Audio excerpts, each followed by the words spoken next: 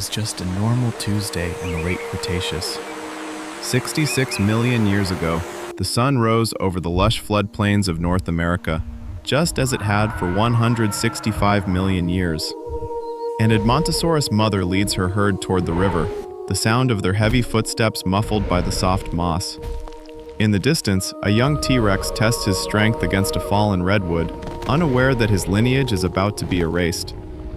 There is no warning, no alarm, but if you looked up, you would see it. A tiny, brilliant speck of light hanging in the pale blue sky. It looks like a slow-moving star. It's beautiful. But that beauty is a lie. That star is a 6-mile-wide mountain of rock and ice traveling at 40,000 miles per hour. It's called Chicxulub, and it's about to punch a hole in the crust of the Earth. For months, this object has been growing larger in the sky, but for the inhabitants of Earth, it was just a curiosity. Dinosaurs don't have telescopes. They don't have an asteroid defense program. They only have instinct, and right now, their instincts are screaming. The air begins to feel static. The birds, the small primitive ones, suddenly stop singing. A strange, eerie silence falls over the swamp. Even the predators stop their hunt, heads tilted toward the Yucatan Peninsula, thousands of miles to the south. The asteroid is now entering the upper atmosphere. It's moving so fast that the air in front of it can't get out of the way. It compresses, heating up to temperatures hotter than the surface of the sun. In the final seconds before impact, the asteroid isn't just a rock anymore. It's a pillar of fire brighter than 1,000 suns. It hits the shallow sea with such force that it doesn't even feel like an impact. It's an explosion that bypasses the water and slams directly into the bedrock. In that exact microsecond, the Cretaceous period ends. The world of the giants is over. The clock has hit zero. You are about to witness the most violent hour in the history of our planet. Before the shockwave reaches us, make sure you've subscribed, because what happens next? Science is still struggling to believe. The sky is about to turn into a furnace. Stay with us. 0 hour, 8:15 a.m. The moment the world changed forever. When the Chicxulub asteroid touches the surface of the shallow Caribbean Sea, it doesn't just crash, it vaporizes. It's moving so fast that the water doesn't have time to splash. It simply ceases to exist as liquid, turning into superheated plasma in a microsecond. The impact is equivalent to 100 million megatons of TNT. That's more than 1 billion Hiroshima bombs detonating at the exact look.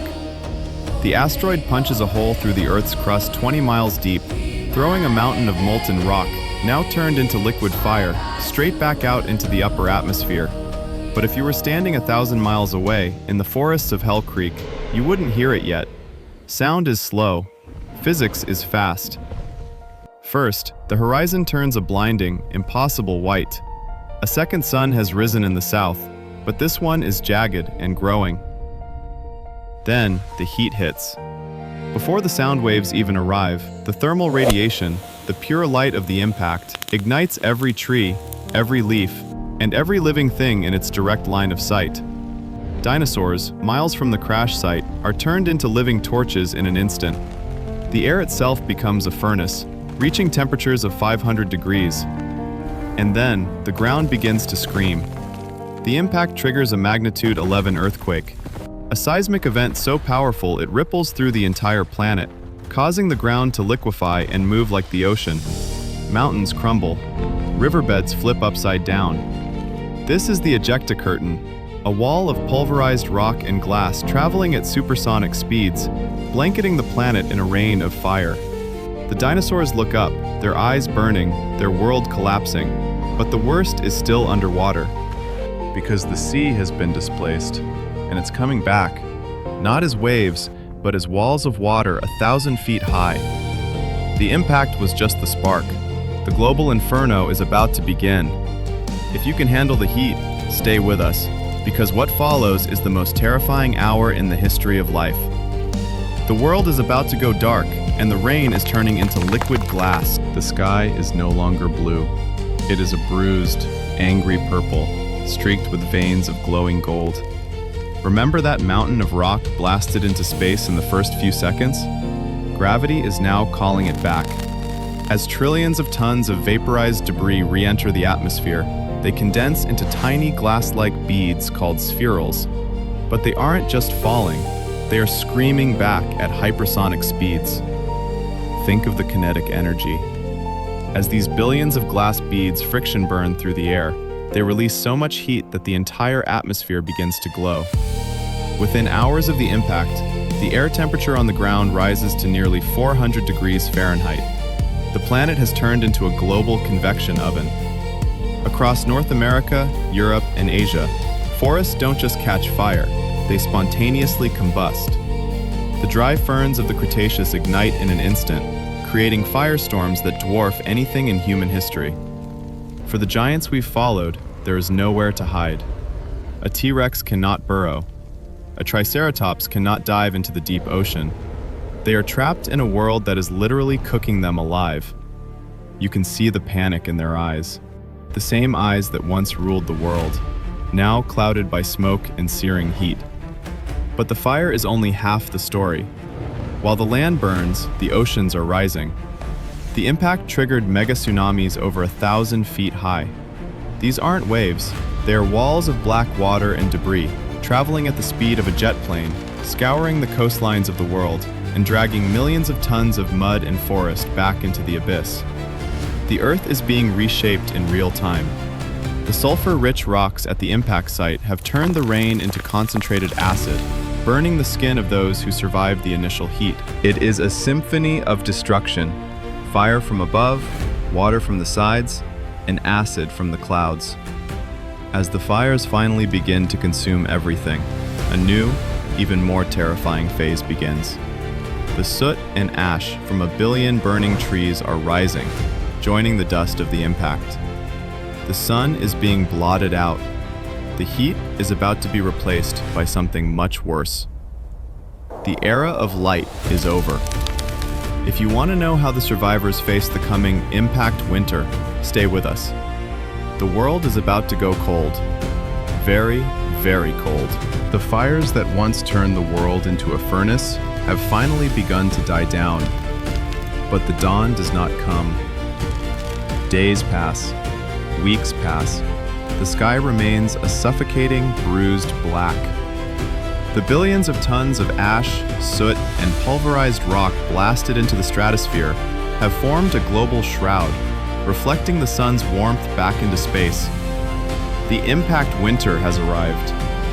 Imagine being a survivor of the fire, only to find yourself in a world without light. The temperature drops 50 degrees in a matter of weeks. The tropical paradises of the Cretaceous are now frozen graveyards. This is the silent killer. Photosynthesis, the engine of life, stops. The ferns wither. The giant redwood forests, which stood for centuries, collapse into rotting heaps. Without plants, the great herds of Triceratops and Edmontosaurus begin to starve. You can see them, wandering like ghosts through the frozen ash, their massive ribs visible through their thick hides. They are walking toward an end they cannot understand. Then comes the turn of the predators. The T-Rex, the king of Hell Creek, finds no more prey. His massive size, once his greatest advantage, is now his death warrant. He requires hundreds of pounds of meat every single day to survive, but there is only carrion and bone. The giants that ruled for 165 million years are starving to death in the dark.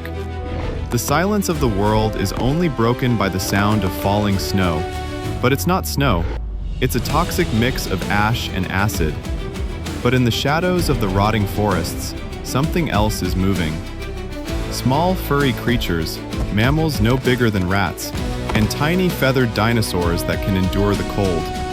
They are the scavengers of the apocalypse, hiding in burrows, eating seeds, roots, and the remains of the old world. While the titans fall, these outcasts are finding a way to pass through the eye of the needle.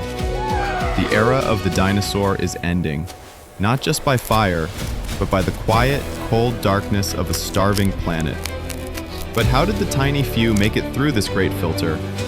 Stay tuned, because the final act of this tragedy contains the seeds of our own existence. The dawn is finally coming, but the world it reveals will be unrecognizable. Finally, after years of freezing twilight, the shroud begins to lift. The first rays of a pale, weak sun struggle through the thinning ash, illuminating a world that is unrecognizable. The age of giants is over.